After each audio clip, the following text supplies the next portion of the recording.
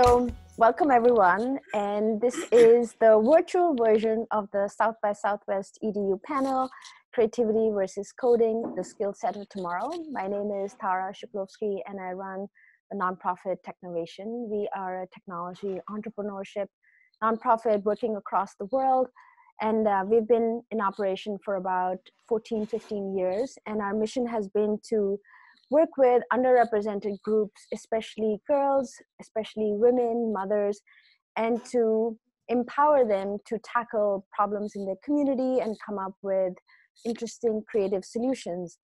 And I am so thrilled to have an incredible panel of experts from different fields with very, very different backgrounds and perspectives. So I will turn it over to Gwyneth. Gwyneth, do you want to introduce yourself? Thank you very much. I'm delighted to be speaking with all of you and to be on this panel with such interesting experts. So I am a professor and a researcher at the National Defense University in Washington, D.C. And our students are very interesting. They're adults and they come from the military, the government, and all more than 50 partner nations with the U.S. And we teach very interesting things that include looking at new emerging and advanced technologies, also how to apply them, and we're constantly looking at new very, very complex problems and challenges, as you can imagine. The reason that I got into this, I don't personally have a military background, but I started out as an engineer in a very conventional way, and I was constantly drawn to looking at other cultures, other languages, and the complex problems that we face as humans. So my background really splits between looking at problems as an engineer and having a technical background, which I continue to use as a researcher, and then having a social science background where I work in the field and learn a lot of different languages and learn about other cultures and engage with the human side of the end users who are going to be applying this type of work. Thanks, Gwyneth. And Gwyneth has been involved in helping us improve our curriculum and train and provide some sort of professional development for our cohorts of regional ambassadors. So thank you, Gwyneth. Natalie, I'll turn it over to you. You've had a very, very long history of engagement with us. So thank you. Thanks. Yeah, and I mean, thanks so much for inviting me onto the panel to talk about this topic as well. I think it's one that's really important. So my background is actually I studied computer science, and I've been working in the technology industry for over 10 years now. I'm originally from Melbourne and I'm based in the US, and I work for a technology or a digital consulting company. It's a global company. It's about 7,000 people worldwide, called ThoughtWorks. And I have primarily been focused around kind of user experience design and product management in that role, as well as being very passionate about social impact and environmental sustainability and kind of the ethics of tech as well. And our clients are mainly private sector companies, but we also work with nonprofits and government as well, and helping our clients, usually side by side, working with them in their offices to build new products and platforms using a range of different technologies, including AI and IoT sensors and data and all those things. And I've also, as Tara mentioned, been involved with Technovation, a volunteer and a regional ambassador for that for many years, among other things. Thanks, Natalie. And David, on to you. Okay, rather like Gwyneth, my background is in engineering, but nowadays I spend a lot of my time working in social sciences with creativity researchers. Creativity really grew up in the field of psychology, so I've kind of crossed over the boundary between engineering and social sciences.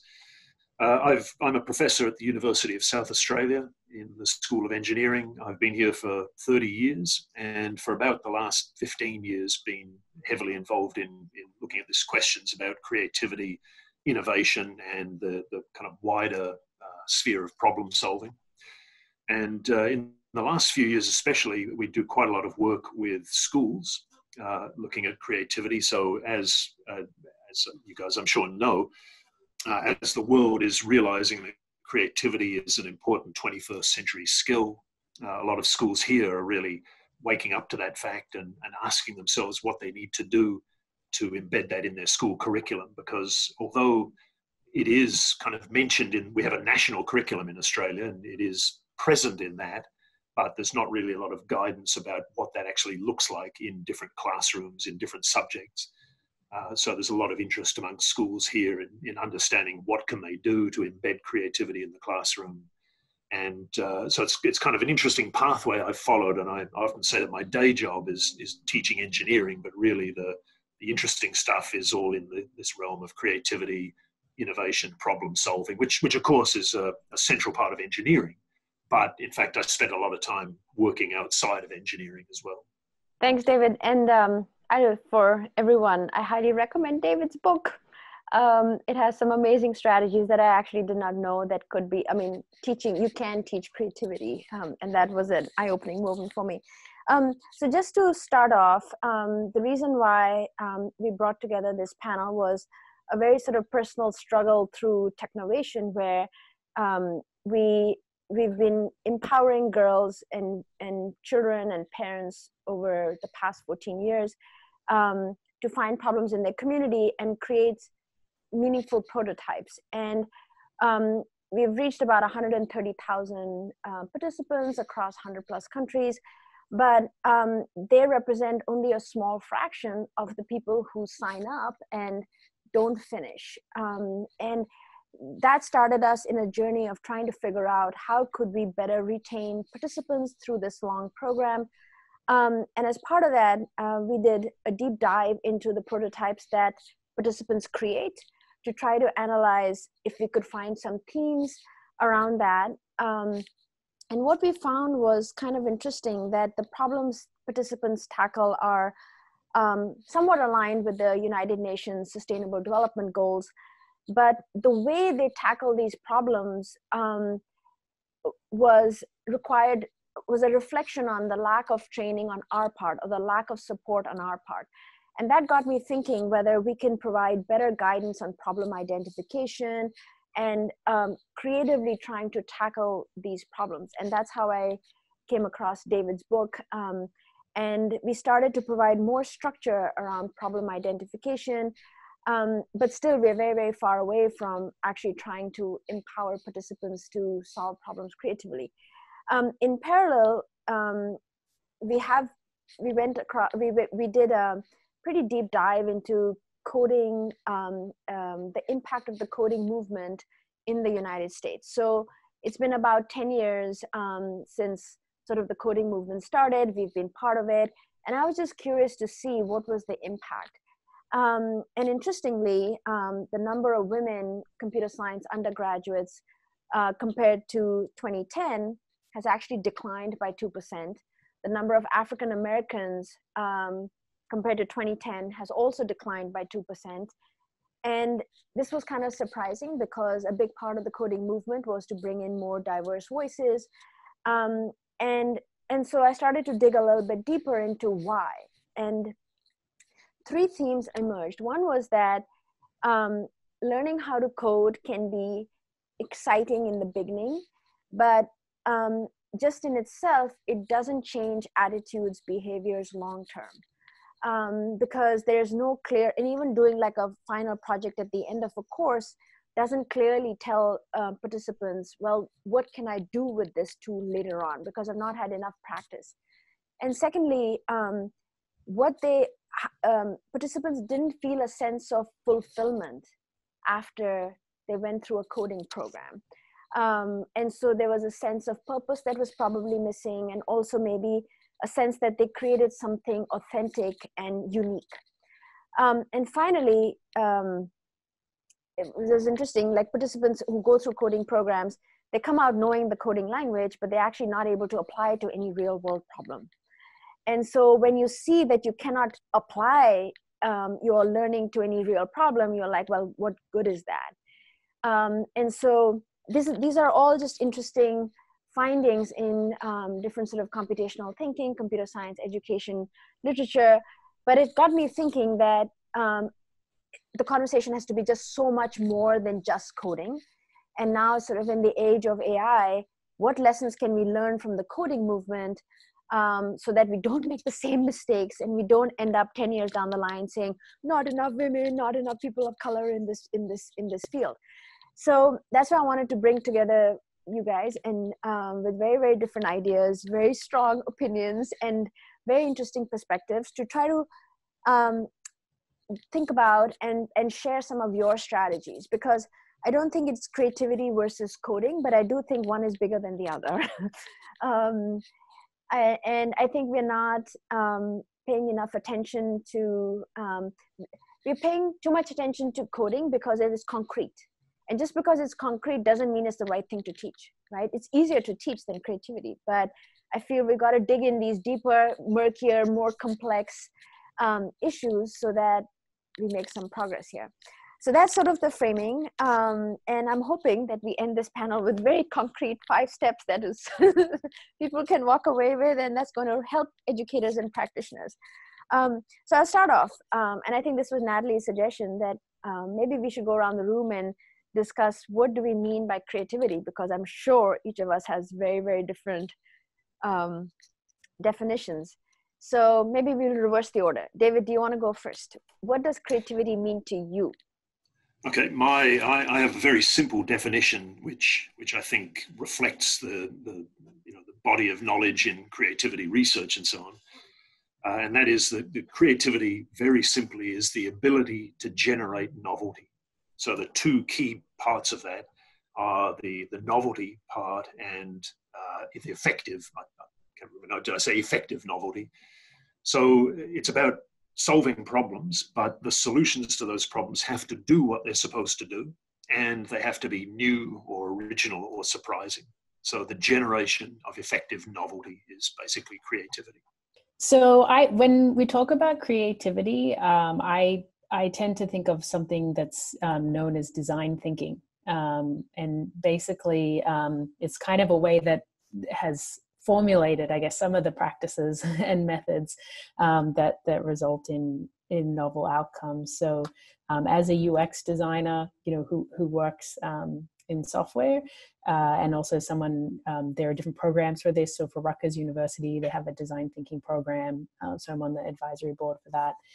But the approach that we use at our company and many other companies do in this space is really was kind of popularized by, I guess, the founder of a design firm, IDEO, wrote a book about this and was sort of pointing out that the process that designers go through is really, as you said, focusing around the problem and the problem identification, and then generating, kind of diverging from that and generating many different possible ideas and options and solutions, and then exploring and testing and getting feedback with real users and in the real world on them to see which one works first. So I think of creativity as kind of that process of exploration, and that diversity is kind of a big part and a big value of that as well. And as we go more through the panel and talk about kind of the ethics and the implications, I think that's another layer where diversity is really important. I'm already learning so much. So I had an interesting discussion with a colleague recently who was contrasting the creative aspects that we teach with critical reasoning. So creative thinking versus critical thinking. And because of the type of students that I have in the government and the military, for the longest part of their education, they're taught quite the opposite. They're taught to follow certain processes and not necessarily question them in the same way that we're going to be discussing, where you really want to diverge, you really want to have something novel. That doesn't work in hierarchical thinking. But those who excel and succeed and become the very senior leaders, which are my students and beyond, do have that. So how do you encourage that at this particular juncture? How do you reinvigorate that part of thinking, that creative aspect where you can come up with novelty, where you can start to break rules in a certain way, is really, really an interesting challenge, because that has been somewhat suppressed when you are a lower rank or a lower role in a hierarchical structure. So was it always there and you have to bring it out? Is it something new that you can train? These are questions that we think about. And for me, I do actually always think of it as a combination of imagination and rule breaking that I want to encourage in a really kind of fun way. Yeah, thanks.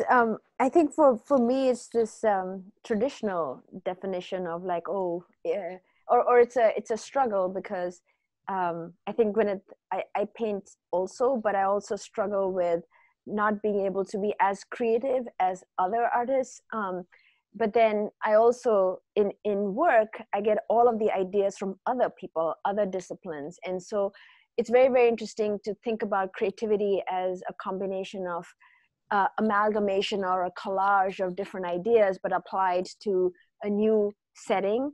And Natalie, I think it's more towards like your like design thinking, like more like an engineer's process where take this, add it, and if it works, then it's a new solution. David, I think I remember reading in your book that you had a distinction between, I think, synthesis and genesis, right? And maybe like a analogy also, right? Like these are all ways in which, but it's not true like Genesis, which is like a completely brand new idea, but these are all forms of innovation, right? But you have some sort of a spectrum, and I thought that was very, very interesting.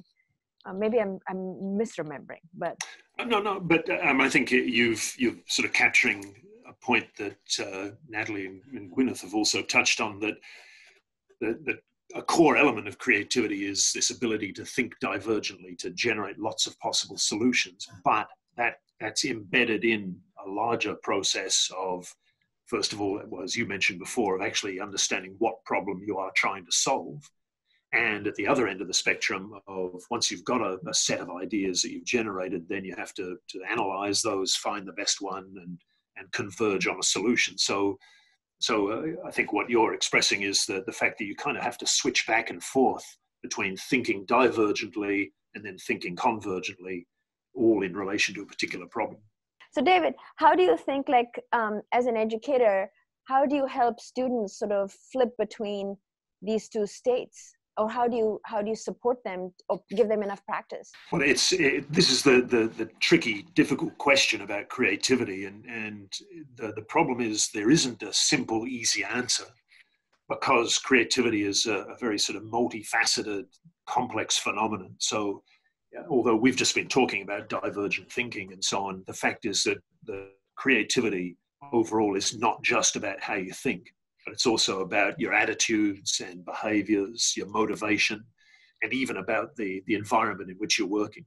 So to address your question more specifically, the problem that a teacher has is that in a classroom context, you've got some sort of environment in the classroom that may feel good and be kind of supportive for some students, but not others. You've got maybe 25 or 30 kids in the class, each of whom is motivated differently, who has different attitudes and behaviors, different, is open to, some of them will be open to ideas, some will be kind of reluctant to try things, some will be risk averse, some will be risk takers, and some of them will be naturally good at divergent thinking, and others will be good at convergent or critical thinking. So the job a teacher has, or the job somebody running a team in a company has, is you've got to kind of orchestrate or kind of conduct this very multifaceted group of people and try to kind of steer them along the same path. So one of the things I always say to teachers is that, that there's not a simple solution, but that doesn't mean that creativity is complex, but it doesn't mean that creativity can't be understood. I said creativity is complex, but it's comprehensible. And so one of the first steps in the classroom is simply kind of articulating the fact that creativity is complex, that it's governed by these different things, and helping teachers to understand what those are and what the different stages are. That begins to break the problem down into more manageable chunks. And Gwyneth, you brought up something about the environment, which I thought was so interesting, that people who are in the higher levels of this hierarchical organization somehow maybe have more confidence and their creativity opens up. So maybe we can go a little bit deeper into that. And I know you've done so much work working across the world. And so your thoughts on how a person's culture impacts creativity or the way they think about the world? And I know some of the stories that you've told are just so fascinating about that. Well, I do find with my American students that the ones that initially are most successful have a higher tolerance for risk, for being more imaginative and thinking more abstractly and more divergently. And others might be a little more hesitant, and this is something that we work on in the classroom. And as we work in a classroom that might be mixed culturally, this becomes ever more interesting. So, but to step back a moment, when culture for me might not always be defined in terms of characteristics that you can bound by a nationality. So I would also consider cultures to be perhaps an age group or an organization or even a disciplinary background. I think a lot of times, because I know that this has come up already in terms of our creativity discussion, working and bringing in multiple perspectives could be cultural viewpoints across disciplines or organizations or even with the groups that you work, neighborhoods. I mean, it can get very, very small. So I think I take a more operational perspective on what bounds a culture rather than even the anthropological view or other things like that. What I have found is really useful, though, is listening to what values are inherent in that group in terms of what they consider to be important for creativity. We place a lot of emphasis on individual agency and also on things like originality that's been talked about, rather than collaboration, in the sense that we would score higher things that are immediately novel versus giving credit to things that have come before us, how we've built on previous knowledge. And a lot of times this can be uncomfortable in mixed groups of multiple nationalities, or when I'm working outside the US, because you're essentially discounting everyone that came before you. If you just go, this is my brand new idea, aren't I amazing? That's very uncomfortable, and you won't get that type of assertive newness. If that's your scope and what you're asking people to do, that may not happen, and you might have to reframe how you're expecting people to do problem solving to get at that, if the way that they understand creativity and problem solving has a different cultural value set attached to it.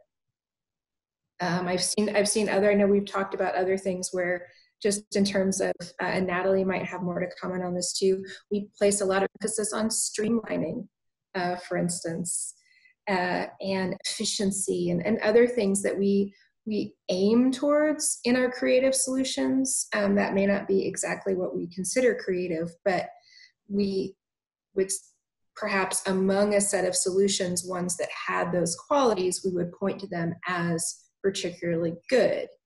And we have to recognize what cultural attachments we might already be making towards problem-solving approaches, and consider that there are a whole range of them. And I'm sure that everyone on the panel has great expertise on this, that comes from psychology, that's already been mentioned, that there are multiple ways of problem solving in our minds that are inculcated from how we learn, how we remember, how we interact. And these can really, really be a strength if we're able to listen and build on this and not go in with one predetermined approach. And I think, Gwyneth, in a previous discussion, what really struck me was, I think two things you'd mentioned, that there's some cultures that don't even think having a problem is a bad thing that needs to be solved right away. And that blew my mind.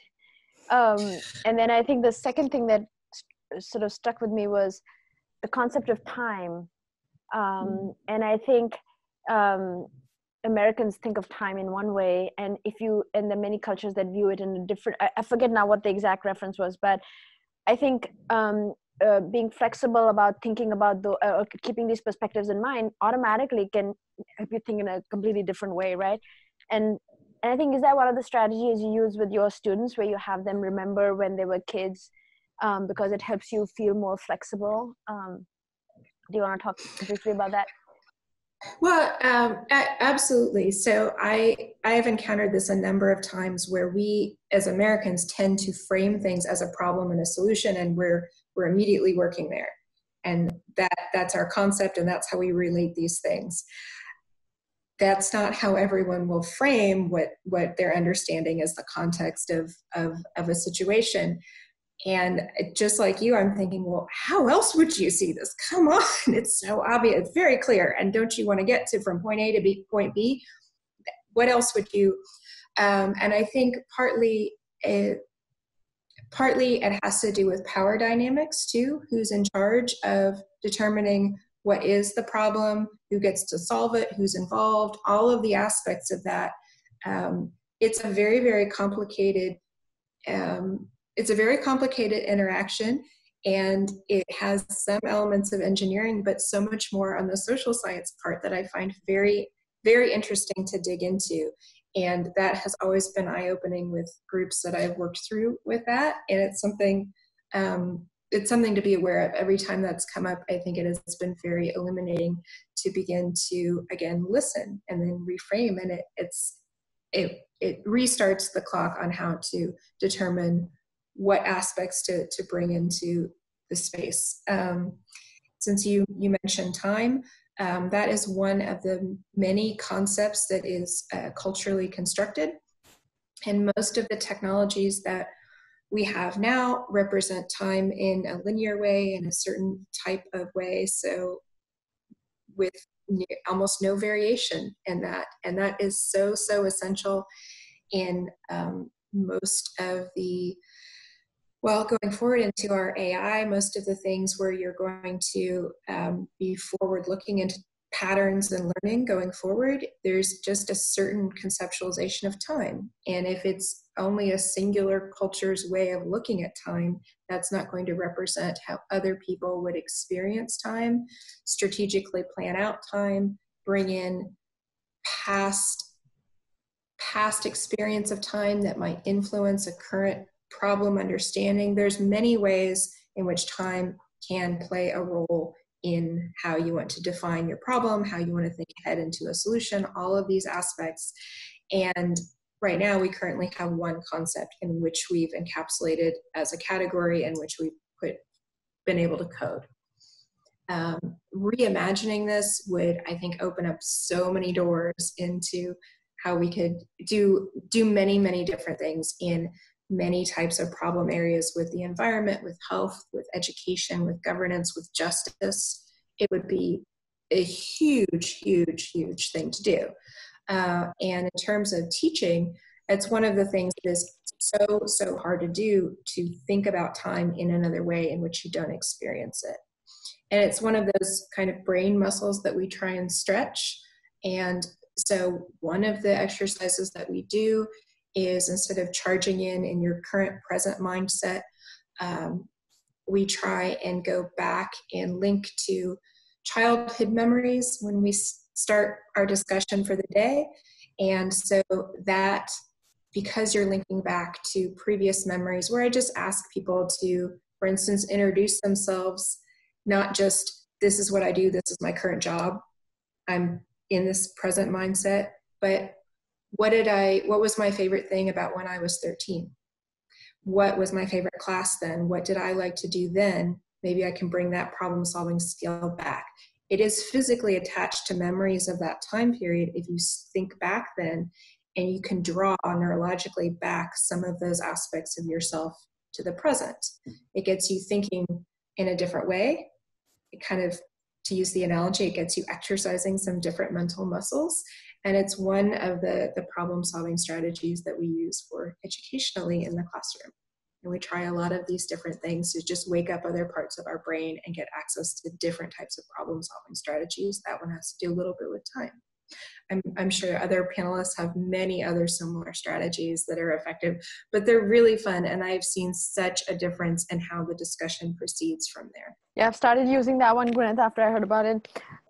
So Natalie, I wanted to turn it over to you to talk a little bit about your thoughts on how the world is changing with AI. And we've had this term, software eating the world. And with sort of coding becoming a big thing.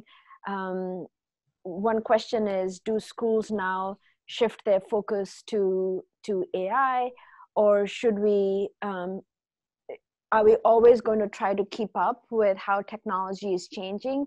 And do we try to sort of backwards engineer our curriculum?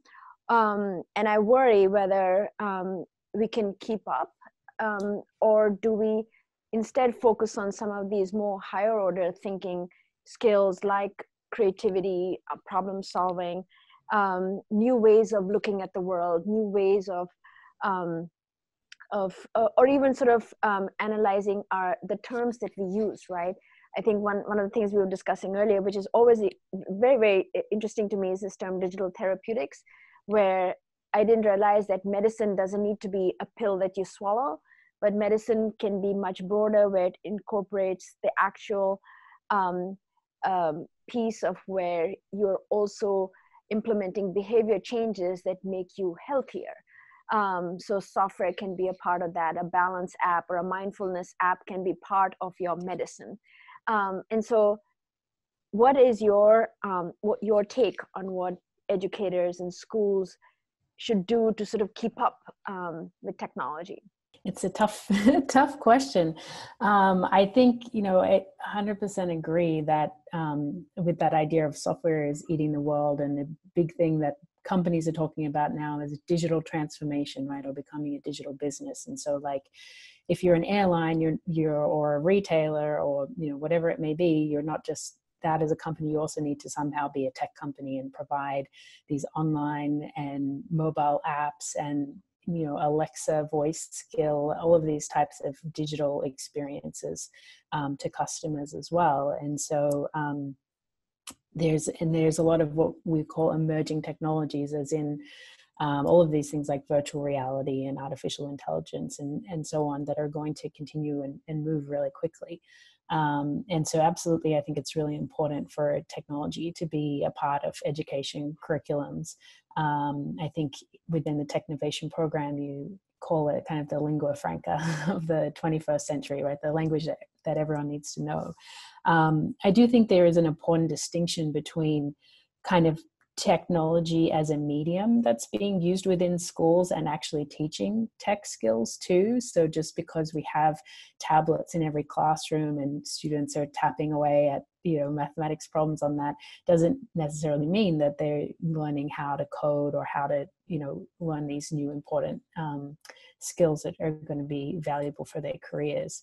And so I feel, from kind of my experience in school and education myself, as well as throughout my career, like one of the things that's been really valuable has been exposure to the industry, and where I think Technovation program is one of those examples that does a great job by bringing in industry mentors. And you mentioned the coding movement. So a lot of those programs, I think, are sort of like extracurricular, where students participate in kind of after school and on the weekends and with industry mentors.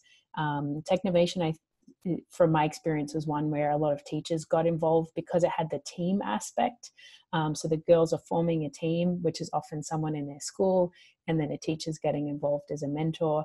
And so that was kind of an interesting way of bringing the industry actually closer to the schools. But anything that's kind of bringing in mentors or bringing in that exposure to the industry can help to expose students to not only the skills that they need, but also a better understanding, going back to what you said in the beginning, of how is this actually useful to me, and how are these skills going to be applicable, and understand. I think another thing that I loved about the Technovation program as well is the idea of the office visits, where you'd actually bring the team into your company and see what it's like to work at a tech company.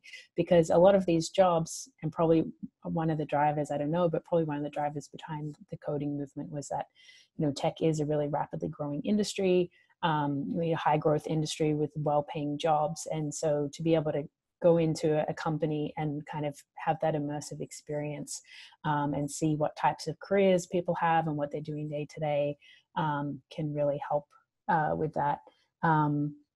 Another thing I guess I would just touch on a little bit, though, is the idea of cross-functional teams. I think we can talk about this a bit more, but I think that's another aspect where being able to actually bring together kind of developers and designers and data scientists and testers sort of together to bring that diversity of experience is really impactful as well. I think, Natalie, you bring up a really important point, that it's not just about the content, but it's really about the humans that are in this, because you get inspired by seeing the potential and others doing this, right? And I think that's exactly right. And maybe that's one of the things that went wrong with the coding movement, where everybody focused on the content and driving it like through videos and online platforms, but forgetting that participants actually need to see how this is used in the real world, how they can work with each other, and technology is a tool, but the human element doesn't scale as much, and so it's easier to focus on the curriculum, right? Yeah. And I, just to add, like, I think it's easy to equate the tech industry with being a developer as well. Yes. And so being able to see that you can be a marketer Yes. in tech, you can be a designer in tech, Yes. you can be a data scientist in tech, just provides a lot more kind of flexibility of interest. And you do see that as well from the Technovation program, of girls that go and study dual majors, because they kind of combining their interests and seeing something a bit more customized that fits what them personally. And I think vice versa too, that realizing that building things with software can be equally creative, right? That because you're creating something new that doesn't exist. So David, continuing along this vein, I'm curious about how would we teach creativity in school? Say, for instance, if this was our dream world and we could offer creativity in every grade, what would you think would be some benchmarks? Like, I mean, we're trying to get like a CS computer science sort of curricula for every grade, starting from kindergarten and up. And so I'm kind of curious, like, how would you create a curriculum where a 6-year-old can practice problems, and then what would you see as sort of evolution in their creative skills? Unfortunately, the answer again is that it's fairly complex. Again, it's understandable and we can do things about it, but it is a complex thing.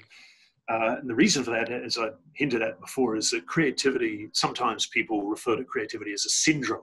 So it means it's not just about how we think, but it's about who we are, our motivation, the environment, and so on, as I mentioned before. And so any approach in schools has to take the same sort of point of view, that, or to put it another way, if the approach that schools take is only to look at the cognitive process side of creativity, so the divergent thinking and so on, then they're only ever going to address part of the picture, and that's going to be beneficial to some degree, but it's not the whole story. And that's a problem I've seen in the past, is that both schools and companies tend to if they think of creativity at all, they tend to reduce it to just the cognitive parts, the divergent thinking, and say, well, we had a brainstorming class on Friday at 2:00, and so tick, we've done our creativity teaching.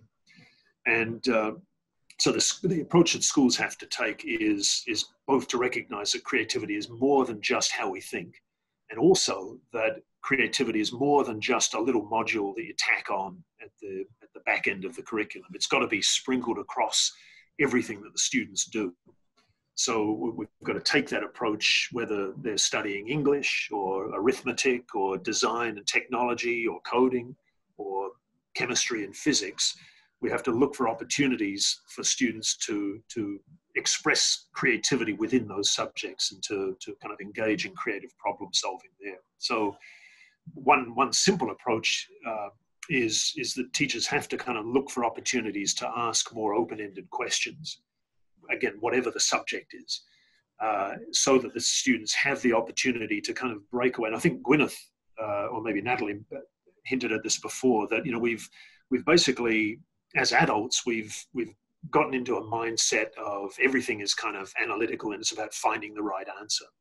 So it was Gwyneth, I think, who we've kind of got to rediscover how we used to think as children, when we didn't give a damn about whether anybody approved or whether it pleased anybody else and so on. And like when we were very young children, we just did things because they were fun and interesting. So teachers have to look for opportunities to ask open-ended questions, whatever their subject is, and not just focus on the right answer. And one of the difficulties is that most school systems, in some part of the process, always end up being focused on tests and exams, and parents still want a report card at the end of the term that says my son or daughter can read, or they can add two numbers together. So there's this pressure to kind of think convergently and to think analytically all the time. So teachers have to find little opportunities in the curriculum to make some space for open-ended questions, for divergent thinking. Teachers also have to not just make those opportunities for the thought processes, but they have to be kind of conscious of the fact that they've got to set the right tone for the class, to encourage the students to be willing to take risks, to try new things. And part of that is the teacher's own behavior.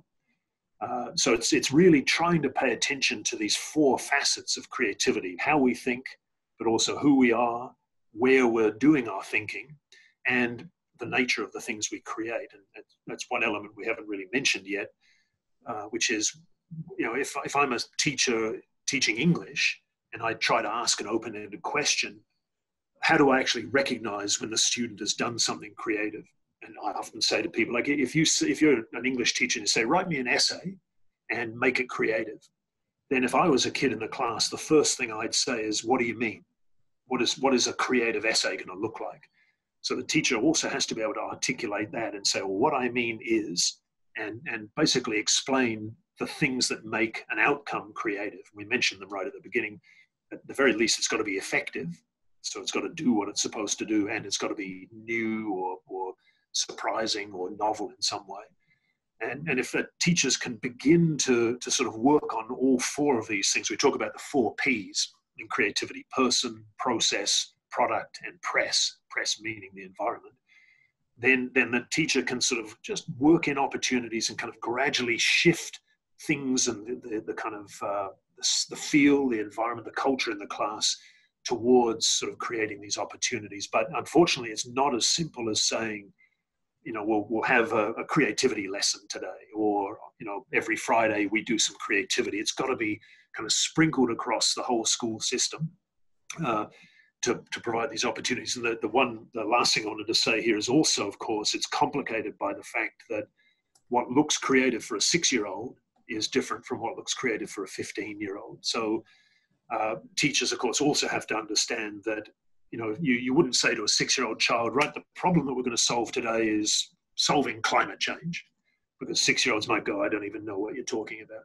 So it might be sufficient and acceptable with a 6-year-old to say, we're going to find a way to make sure our shoes don't fall off our feet today. And the solution there, whether that's shoelaces or something else. So the nature of the problem, the expectation has to be kind of tuned to the age of the child. But teachers should know their own kids. So a classroom teacher knows what's acceptable and normal for a 6-year-old and what's kind of pushing the boundaries. The same, the teacher of a 15-year-old knows what's kind of routine and normal for a 15-year-old and what's moving a little bit beyond what's normal there as well. So I know it's a complex picture, but we've got to be aware of all these facets and what's sort of reasonable for a different age, and really work on all of the facets of creativity.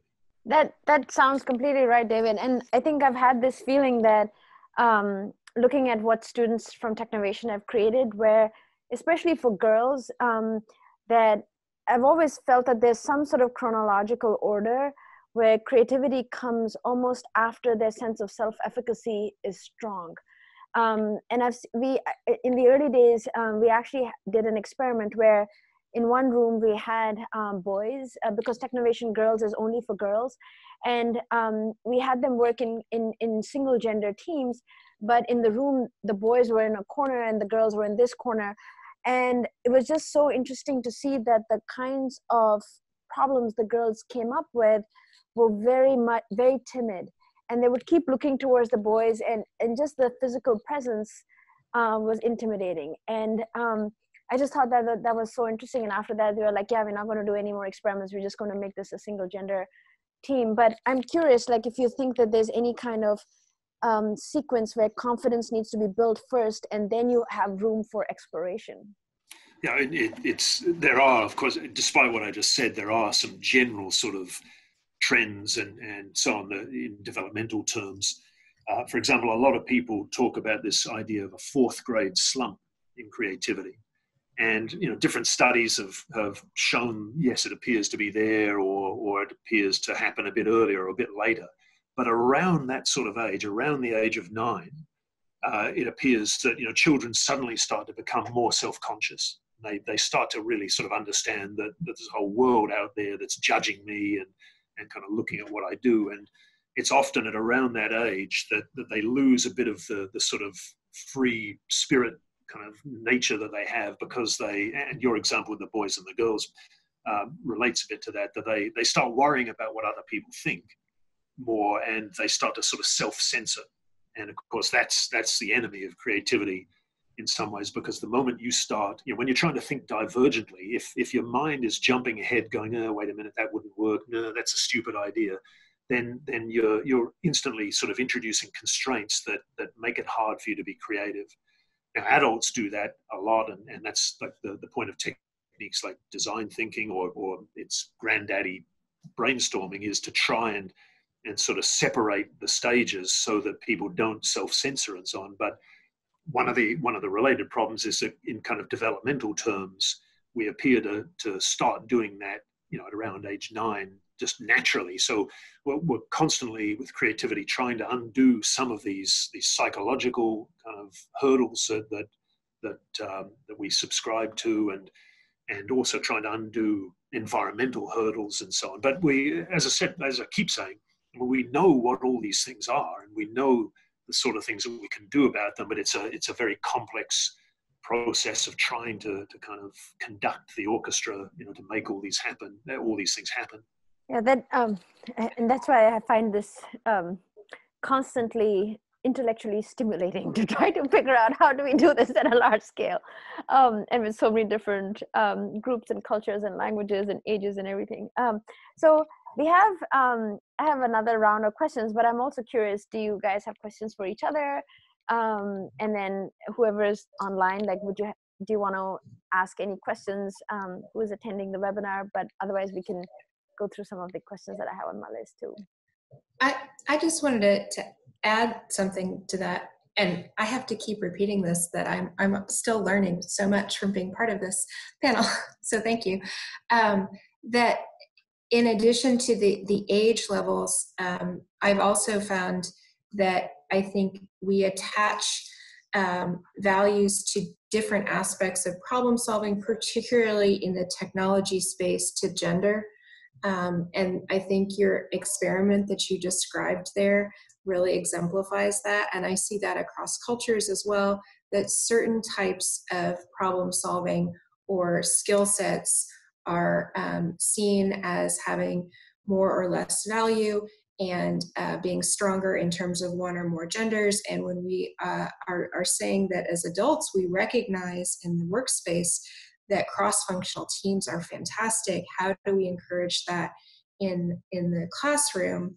And saying that someone who might have a really great visual arts or English or something that isn't necessarily seen as problem solving that's going to translate directly to coding or AI really actually might. It might really be important there, but it isn't coming through in the early stages of the classroom the way it's being taught as equally valuable in terms of creativity and problem solving. I think Gwyneth's point is excellent. And, you know, we sometimes talk about this idea of transferable creativity, the idea, and I think it relates to Gwyneth's point, the idea that so you can learn to take risks and do things a bit differently in an art subject, for example, because, you know, it's sort of, everybody understands it's acceptable to, you know, to try different things when you're painting or whatever. But in doing so, you learn a little bit of how to take risks and so on, and then you can import those sort of feelings and that experience into a subject like science or engineering. And so, you know, I like this idea. I think it relates to what you said, that there are different ways of experiencing creativity, but we shouldn't ignore the fact that that they inform each other. So, we can learn, or cross-functional teams, different people have different strengths, and we should be bringing those into the sort of central pool to extract the value that they offer, and not seeing things in a very stovepiped fashion. So I agree with Gwyneth completely.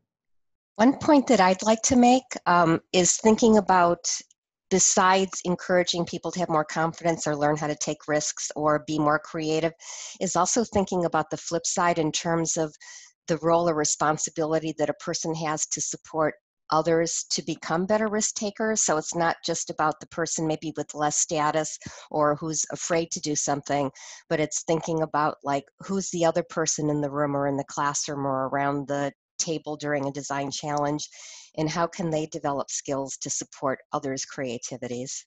That's a great point, Linda. I did have one question, Natalie, and maybe I'm curious, like in industry, you'll see sort of different expertise, right? Especially around like building things with technology, problem solving, especially at ThoughtWorks, right? Which is known to tackle very, very difficult problems from all around the world in very creative ways.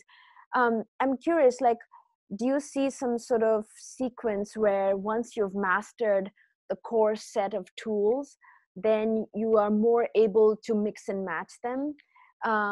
Or is it something that you come in with the ability to think very sort of divergently? Like if you were to begin to teach, do you think it's better to focus on, like David was saying, creativity is sprinkled all throughout, but I also feel like in Technovation, everything is new, and learners can get overwhelmed by everything that's thrown at them. And so is there a right point where we say, now you have the tool set, now you can think about mixing and matching? But I'm kind of curious, like what your experience has been in industry. Yeah, interesting. I thought you were going to go a little different direction with that. I think like the way that I see us tackling it through it is not only in terms of cross-functional teams, but also different levels of experience teams.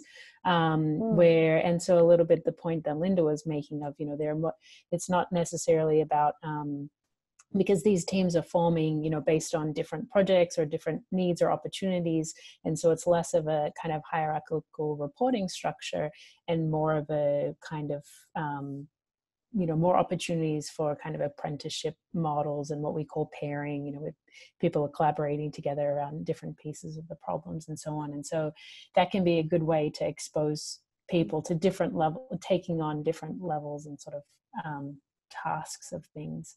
I think another point that I just wanted to sort of talk around what I'm seeing in the industry as well, in this space, is kind of a movement around sort of ethical tech and responsible technology. And so as we think about, AI and how people needing to balance creativity versus coding in the future, that's more and more coming up, is sort of the needing to think about the responsibility around what we're building and what are all the different outcomes that could happen that might be unintended, and how do we think more about its impact on society. And so I think there are different kind of NGOs and different tech companies and different consultancies, and people from all different areas of industry as well, right? Obviously, political and social scientists and others have been a part of like a number of different convenings and conferences and meetups in this space. And I think it's still very early on.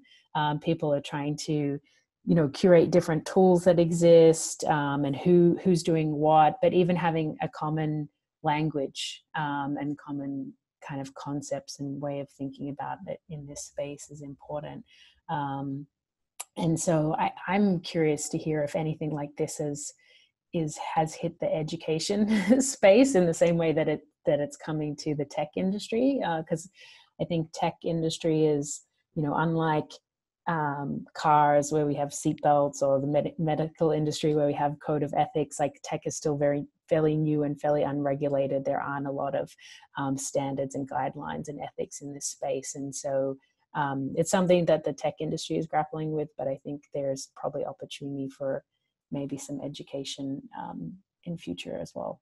No, that's huge, right? And last year we saw such a big response to that, and I think I'm actually not aware of we did put in like an ethics curriculum into our AI curriculum, not ethics curriculum, but more like a guide to invention and for inventors to think about and to test their solutions in the public, get feedback from a wide variety of, but still, I mean, that's just just a tiny scratch in this whole issue. So I wanted to go around and just maybe have each of you share maybe one practical strategy and closing thoughts before. I'm surprised we're almost at the end of this hour. I thought we would have time to spare. Natalie, do you want to just, I mean, you already did share one of the things that the ethics part is definitely important. Yeah, I think, you know, maybe it's not one practical, I think there are so many great takeaways from this conversation. And I thought, you know, two really interesting things to me were kind of the comparing sort of creativity as a process that you go through versus also thinking about the environment and the culture as being really important as well. And so where, yeah, that's one piece. And then I thought also similar to that was the idea of creativity as kind of methodology, like following this process versus rule breaking and being creative as well. So those are kind of some interesting takeaways for me. But I think both of those kind of speak to maybe yeah, how do you design for this in your company or in schools or in different things.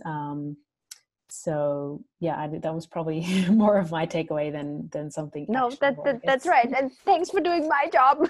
I wasn't taking that notes that well. Gwyneth, do you want to share any closing thoughts? Well, I really liked Linda's question. It's something that we've tried to add in as a challenge to what our students are doing, where we have them assemble into the teams in which they're going to deliver what they build, in terms of trying to pick teammates that have a cognitive diversity to them, that think differently from themselves, and maximize how that's going to enrich their approach. And I try and build in times in which we're going to encourage them, exactly as you brought up, to really support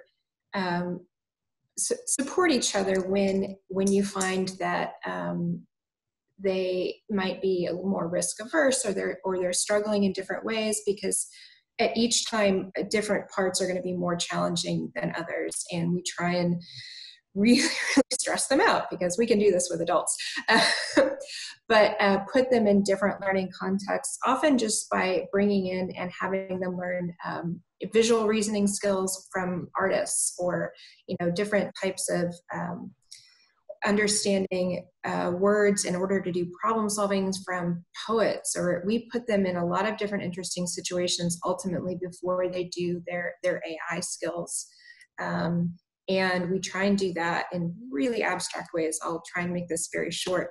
I know you guys have so many more very concrete lessons than I do, but we have tried to adapt some of the common ones, like learning how to do some very basic coding without using any math, or coding languages by doing, how do you get from your home to your school or your office?